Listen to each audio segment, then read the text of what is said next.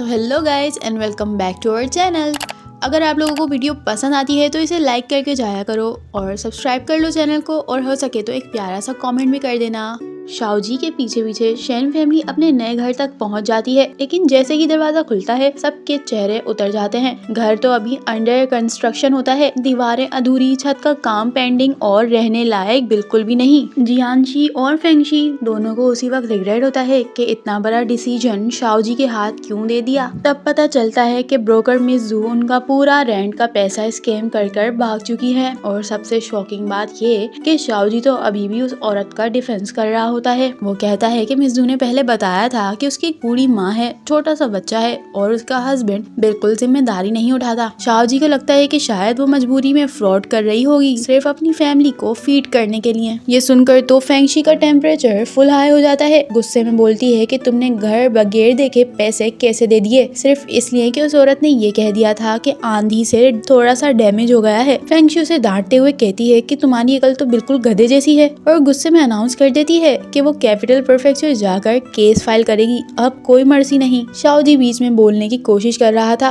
कहता है कि अथॉरिटीज इन्वॉल्व किए बगैर वो पैसे वापस लाकर दे देगा, लेकिन फेंगशी तो बिल्कुल फर्म होती है अपने डिसीजन पर। उधर कैपिटल प्रीफेक्चर में एक सब ऑर्डिनेट लिनियान को इन्फॉर्म कर देता है कि एजेंट फ्रॉड का केस फाइल हो चुका है। शेन फैमिली ने मिस जू के खिलाफ कंप्लेंट दी है और अमाउंट तो काफी ज्यादा है। केस हैंडल करने वाला ऑफिशियल लिनियान से इंस्ट्रक्शन मांगता है, क्योंकि उसका शेन फैमिली से रिलेशन जो है। इसी वक्त लियू फेंग अपने फैमिली कनेक्शंस को यूज करता है प्राइस स्टेबलाइजेशन ऑफिस के जरिए मिस जू का एड्रेस ट्रेस कर लेता है, जबकि बाकी एजेंट्स जानबूझकर इंफॉर्मेशन को हाइड कर रहे होते हैं। शेन फैमिली लियू फेंग के साथ मिस जू के घर पहुंच जाती है और फिर शेन फैमिली लियू फेंग के साथ मिस जू के घर पहुंच जाती है, लेकिन वहाँ पहले से ही कैपिटल प्रीफेक्चर के ऑफिशियल घर सील कर रहे होते हैं। कांस्टेबल चेंगू बताता है कि मिस जू ऑलरेडी अरेस्ट हो चुकी है और उसे ट्रायल के लिए ले जाया जा चुका है। कैपिटल प्रीफेक्चर के अंदर शेन फैमिली मिस जू को देखती है तो यांग यांग अचानक से फ्रीज हो जाती है। उसे फौरन रियलाइज होता है मिस जू तो बिल्कुल उसकी बायोलॉजिकल मदर जैसी दिखती है, और फिर सबको समझ आ जाता है कि शाओजी इतना आसानी से क्यों धोखा खा गया। शाओजी जो पहले ही इमोशनल था, लिनियान से रिक्वेस्ट करता है और कहता है कि मिस जू एक वीक और हेल्पलेस वुमेन है जिसके पास कोई और ऑप्शन नहीं था उनको स्कैम करने के अलावा। तब लिनियान कामली सच बता देता है, मिस जू कोई बेचारी नहीं है बल्कि एक नोटोरियस फ्रॉडस्टर है। वो लोगों को प्रॉपर्टी के झूठे रेट दिखाकर पैसा लूटती रहती है और असल में उसके पास एक बड़ा मेंशन, डजन्स ऑफ सर्वेंट और हिडन वेल्थ है। मिस जू भी एक्सेप्ट कर लेती है कि शाओजी उसे बहुत ज्यादा आसान लगा धोखा देने के लिए। वो बोलती है कि उसे लगा कि इतना सीधा साधा इंसान है तो फायदा उठा लेना चाहिए, लेकिन जब उसे जेल का ख्याल आता है वो पैनिक में आ जाती है। घुटनों पर बैठकर शाओजी से माफी मांगती है और पूरा पैसा भी वापस कर देती है। ये सीन शाओजी के दिमाग में एक पेनफुल फ्लैशबैक को ट्रिगर कर देता है, मे के साथ उसका ब्रेकअप। वो याद करता है कि कैसे वो मे के सामने गिर गिर कर माफी मांग रहा था, कह रहा था कि वो चेंज हो जाएगा, उसके नए पार्टनर से कम नहीं होगा, लेकिन मैं सिर्फ इतना कहकर चली गई थी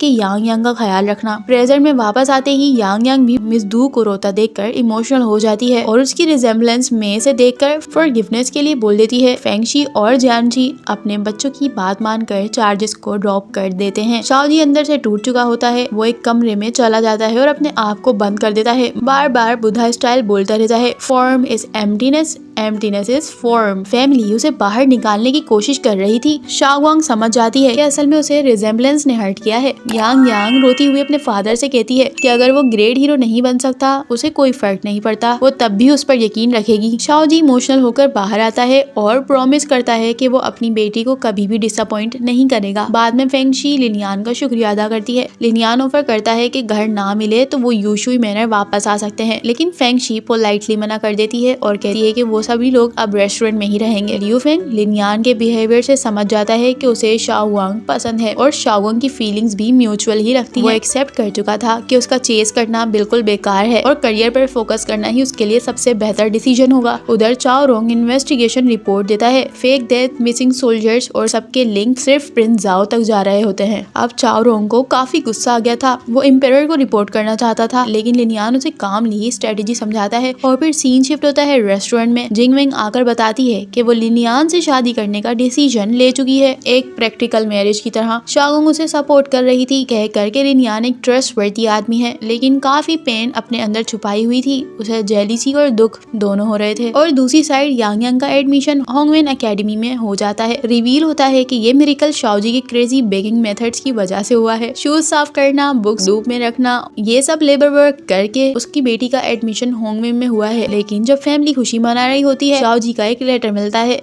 वो लिखकर चला गया होता है कि वो हीरो बनने जा रहा है। मिसडू का पैसा यांग यांग के लिए छोड़कर चला जाता है। अब एंड में यांग यांग लिनियान को कैंडिड हॉथॉर्न देती है और होंगवेन एकेडमी के जरिए उसकी हेल्प करने के लिए ऑफर करती है। लिनियान मना कर देता है बिकॉज ये काफी रिस्की है, लेकिन यांग यांग, शाओजी और फेंगची सपोर्ट कर रहे थे इस डिसीजन को। यांग यांग एक्साइटेड होकर बोलती है कि लिनियान इज द कूलेस्ट, और यहीं पर जाकर हमारी एपिसोड एंड हो जाती है।